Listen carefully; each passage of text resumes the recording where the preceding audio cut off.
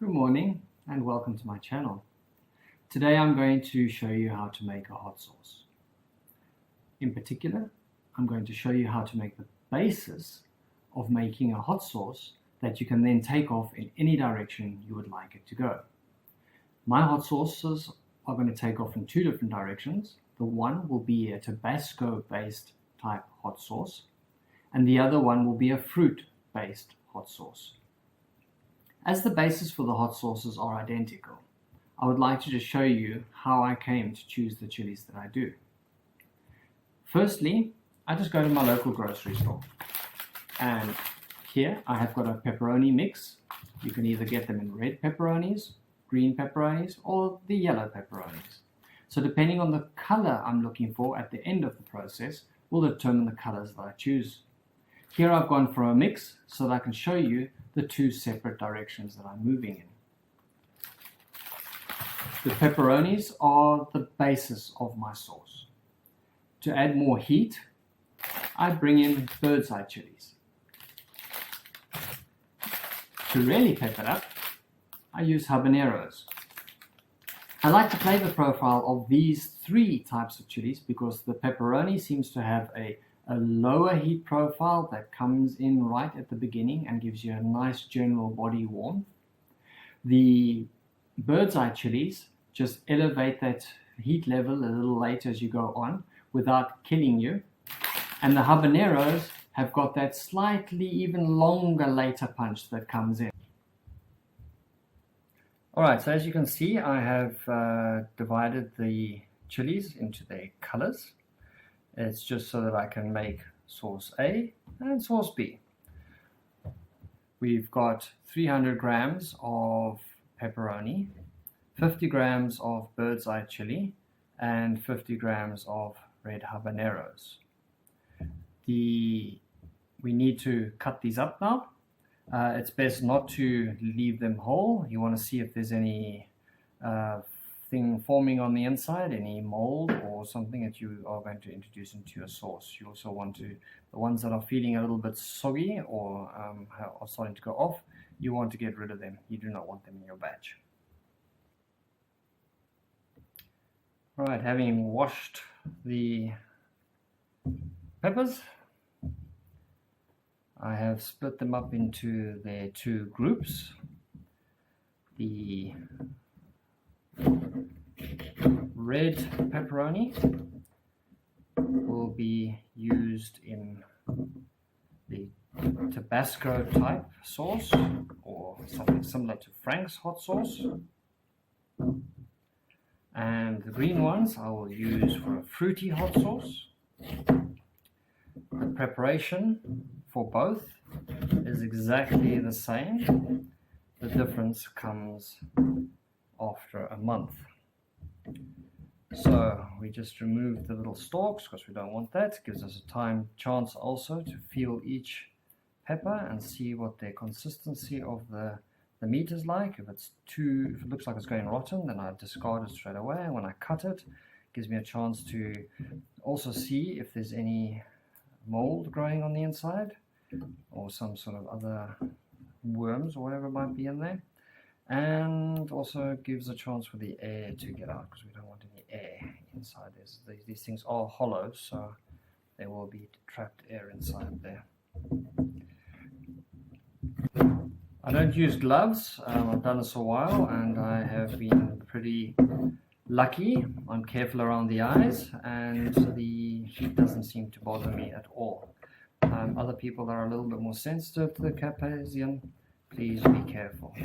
Also, I do not de-seed my chilies. I do not find that that's necessary. I think that's just an added waste of time and energy.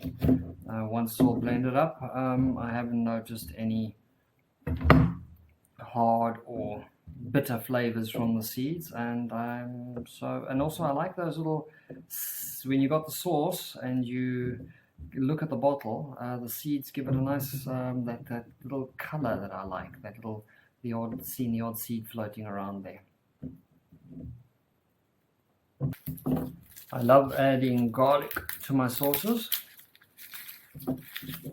They also seem to give me an idea when my sauce is ready, or I don't leave it for years and years because I'm rather in a hurry to get to my hot sauces.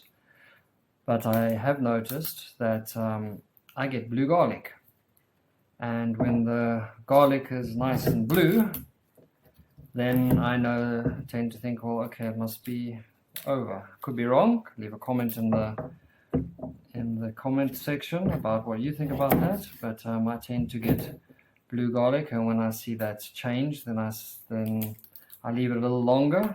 Or if I got time, if I'm in a hurry, then I would say, okay, time to move on to the next step.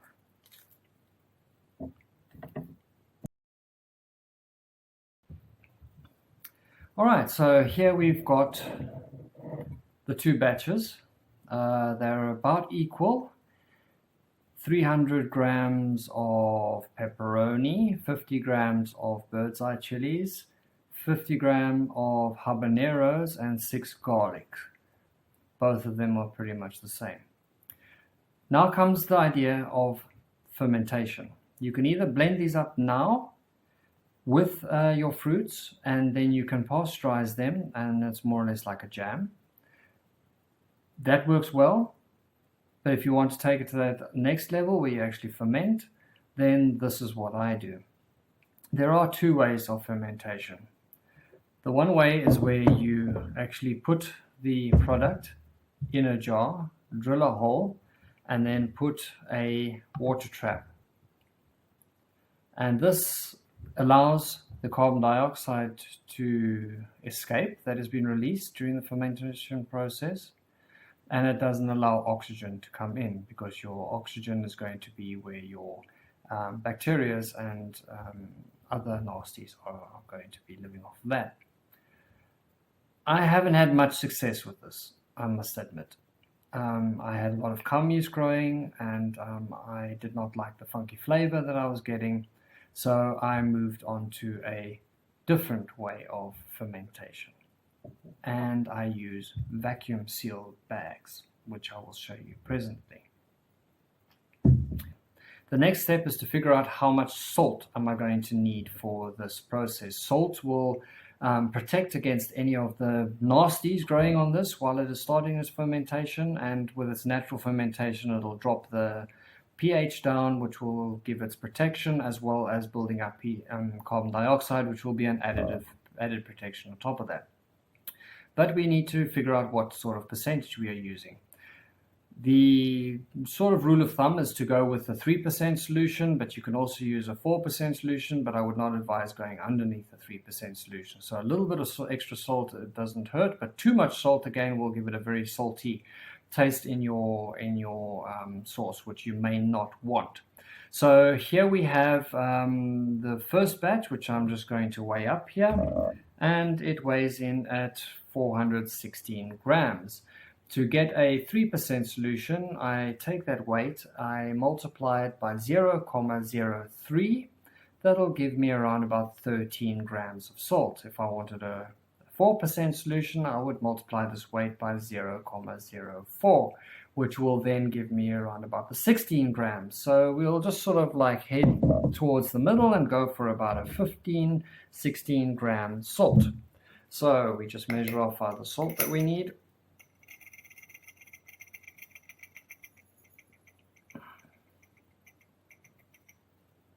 A little bit much. You can see it's not that much.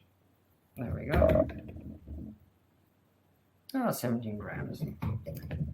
I've noticed that I can go a little bit over, it doesn't really matter. But you don't want to be anything under that. All right.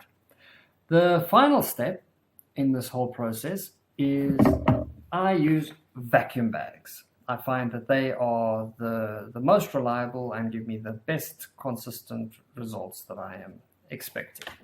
So we toss in the salt.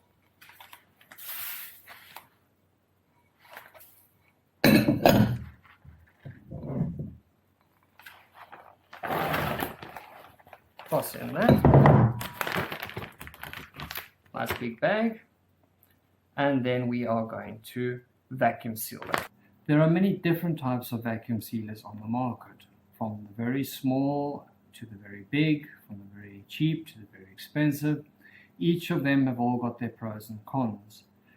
There are a few little pointers that I would like to make that might help you or guide you in your choice of vacuum sealer. Number one is I chose one that had a proper handle on the front here that could actually click it into place. A lot of the other ones you had to physically push it down from each side, and they had little catches on the edges, and I didn't think that that was going to be something that had any long-term viability, probably break at some point. So something with a proper handle that feels robust in actually sealing it down shut is one of the things that I was looking for. The second thing that I was looking for is I was not interested in the utensil at the back here that would hold the rolls of bags. It just felt like it was making this thing that much bigger. It wouldn't fit into any of the spaces that I had to actually stow it away, and was just adding to the price without actually adding any benefit. The other thing which I thought would be very useful as well would be a double seal heat element here. I have to double seal it individually because this is only a one heat element. The other thing that I thought would be useful was actually if this tray could come out so you could wash it. This is all integrated, solid, it sticks in there, and I can already see that there is a little bit of muck collected here, and it's pretty difficult to clean. You can't really chuck this thing in the dishwasher. Anyway, that being said, here is our prepared bag of goodies. As shown earlier, you just put it here into place, close it down, lock it in place, let it do its business.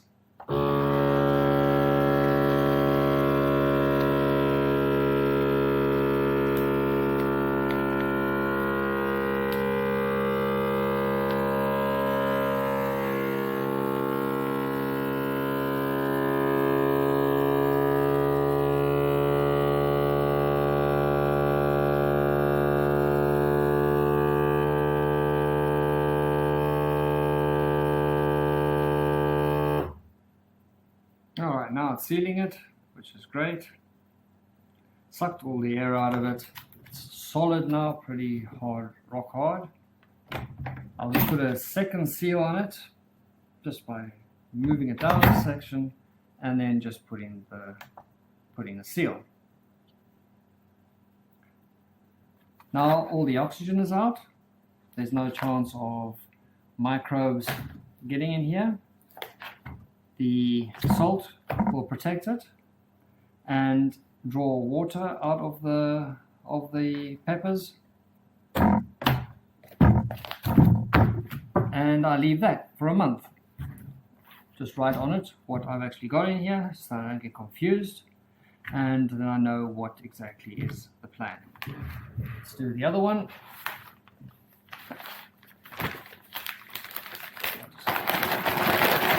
The other one, I noticed the salt didn't really get around everywhere.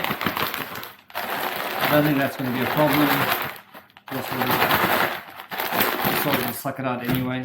There we go. Seal this.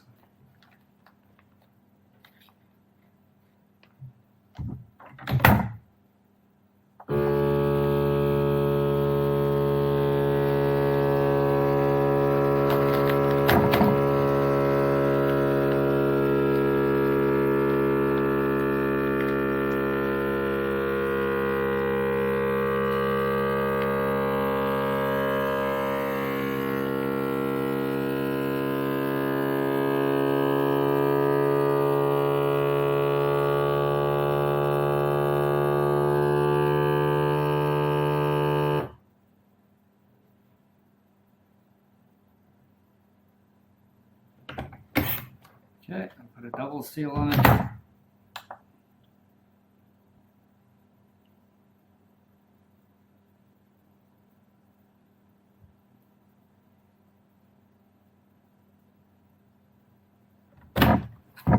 Okay, so there it is.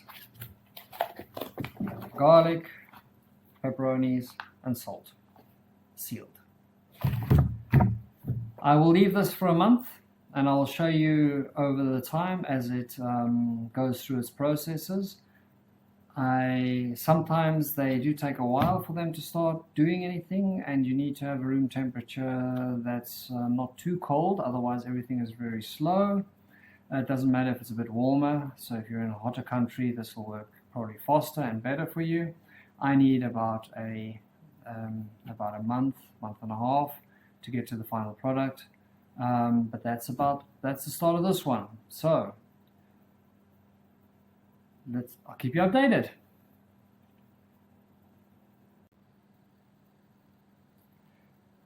Some time has passed since the last time I had a look at the chilies. They've been gently percolating, as it were, doing their own thing for the last while, since the 18th of February, and it is now the 1st or 2nd of April.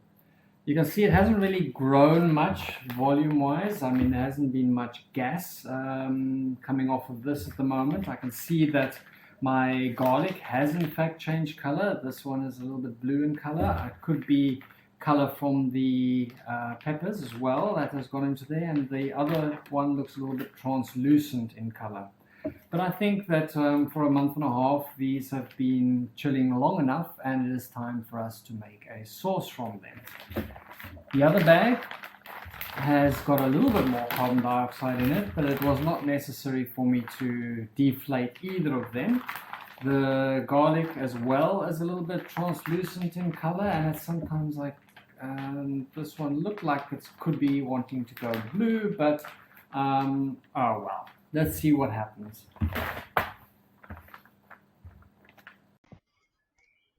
Well, stay tuned for the next installment of this hot sauce introduction, where I will show you how to make a glorious Frank's hot sauce, or at least a take on Frank's hot sauce, or a Tabasco type hot sauce using the chilies that I've currently got.